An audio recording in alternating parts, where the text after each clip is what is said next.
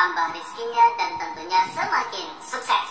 Pada kesempatan kali ini saya akan menginformasikan kepada sahabat YouTube semua tentang alhamdulillah ada surat penting turun dari Kementerian Sosial Republik Indonesia terkait dengan agenda mulai dari tanggal 13 Oktober sampai dengan 31 Oktober tahun 2022.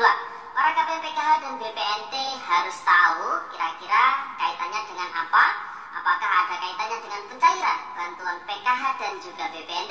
Untuk mengetahui jawabannya, simak video ini hingga akhir. Jangan di skip supaya tidak menimbulkan gagal paham dan tentunya salah paham. Bagi yang bergabung dan baru kenal, selamat datang dan terima kasih banyak.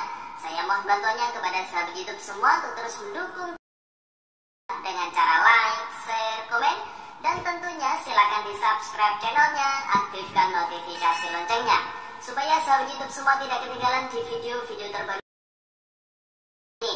Dan silakan di-share ke grup-grup media sosial sahabat YouTube semua apabila video kali ini bermanfaat.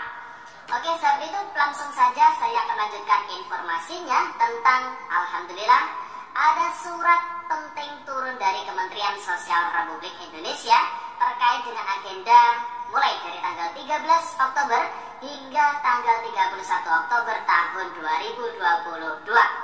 Para KPPKH dan BPNT harus tahu kira-kira ini terkait dengan apa.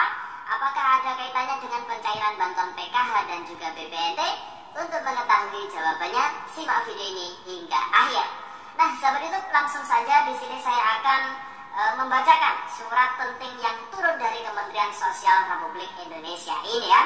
Jadi surat ini turun pada tanggal 10 Oktober tahun 2022 kemarin dengan nomor 1397 garing 3.4 garing DI.02 garing 10 garing 2022. Nah, surat ini turun dari Kementerian Sosial Republik Indonesia, Direktorat Jenderal Perlindungan dan Jaminan Sosial, Direktorat Jaminan Sosial. Nah, surat ini ditujukan kepada Kepala Dinas Sosial, kabupaten ataupun kota di seluruh Indonesia.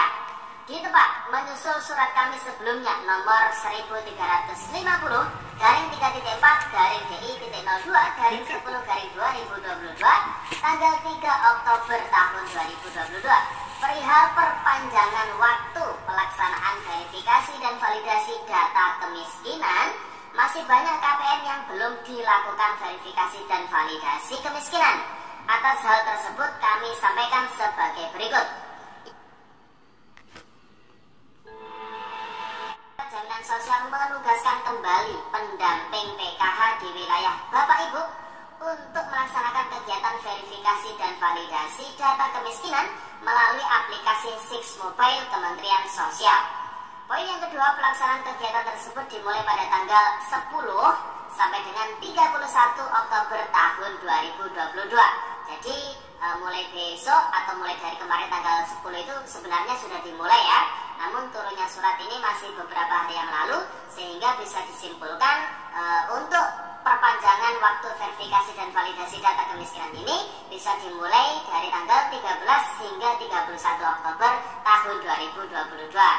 Nah, poin yang terakhir sehubungan dengan hal tersebut, mohon kiranya saudara dapat mendukung pelaksanaan kegiatan verifikasi dan validasi data kemiskinan. Demikian disampaikan atas perhatiannya, diucapkan terima kasih Direktur Jaminan Sosial Heri Krisritanto. Nah, sahabat YouTube, surat penting yang turun ini terkait dengan perpanjangan ya kegiatan verifikasi dan validasi data kemiskinan menggunakan aplikasi Six Mobile Kementerian Sosial. Karena kita ketahui bersama di video-video sebelumnya kita telah menginformasikan kepada sahabat YouTube semua bahwasanya masyarakat ini ada proses verifikasi dan validasi atau bahasa sederhananya adalah disurvei ya bagi mereka yang masuk di dalam data kemiskinan yang tercatat di aplikasi Six Mobile Kementerian Sosial Republik Indonesia. Dan para pendamping sosial PKH ini sudah melakukan verifikasi dan validasi ini mulai dari akhir bulan September kemarin ya sahabat YouTube. Nah, untuk agenda yang pertama, proses survei ini dilakukan hingga tanggal 2 Oktober tahun 2022. Namun masih banyak KPN yang belum terverifikasi. Kemudian diperpanjang lagi hingga tanggal 7 Oktober tahun 2022. Dan juga masih banyak KPN yang belum terverifikasi dan akhirnya hari ini ya ada surat penting turun bahwasanya diperpanjang hingga tanggal 31 Oktober tahun 2022. Kenapa kok terus diperpanjang dan masih belum selesai juga proses verifikasi dan validasi ini? Karena banyak sekali kendala yang dialami oleh para pendamping sosial PKH di lapangan. Mulai dari daerah yang blank spot atau tidak ada sinyal ya, kemudian terkendala musim hujan dan lain sebagainya yang menyebabkan banyak masyarakat ini masih belum terverifikasi dan validasi data kemiskinannya ya, seperti itu. Tentunya tujuan dari verifikasi dan validasi ini adalah untuk memastikan apakah masyarakat yang disurvei tersebut layak atau tidak tercatat di dalam data DTKS atau data kemiskinan. Karena banyak sekali masyarakat ini yang terdaftar di dalam data DTKS atau data kemiskinan, namun tidak semuanya ini statusnya adalah miskin.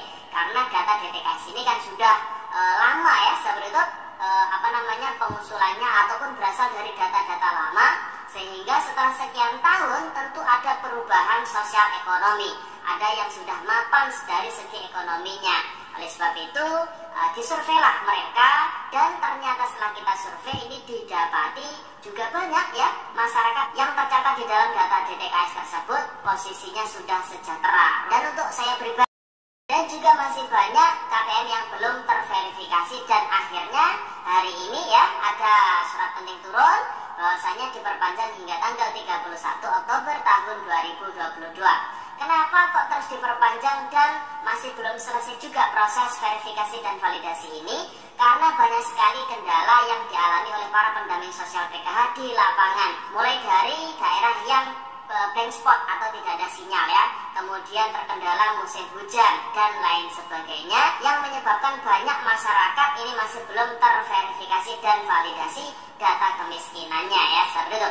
Tentunya tujuan dari verifikasi dan validasi ini adalah untuk memastikan apakah masyarakat yang disurvei tersebut layak atau tidak tercatat di dalam data DTKS atau data kemiskinan. Karena banyak sekali masyarakat ini yang terdaftar di dalam data DTKS atau data kemiskinan, namun tidak semuanya ini statusnya adalah miskin.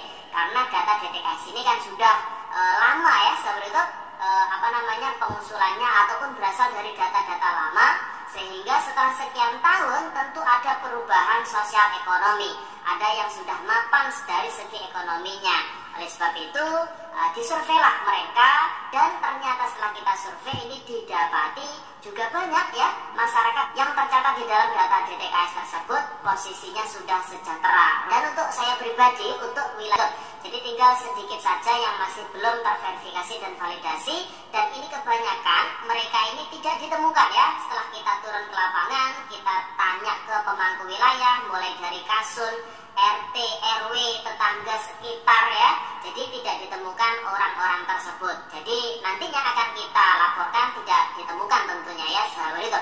Nah, apabila di situ warga yang tercatat di data kemiskinan sudah meninggal, di situ juga ada menu meninggalnya. Jadi tinggal diklik saja meninggal dan harus difoto lokasi rumahnya. Dan di situ secara otomatis geotagging juga langsung masuk di dalamnya ya, seperti itu. Oleh sebab itu nantinya hasil dari verifikasi dan validasi data kemiskinan ini dari pihak Kementerian Sosial Republik Indonesia juga bisa mengecek langsung dengan adanya data geotagging tersebut ya, seperti itu.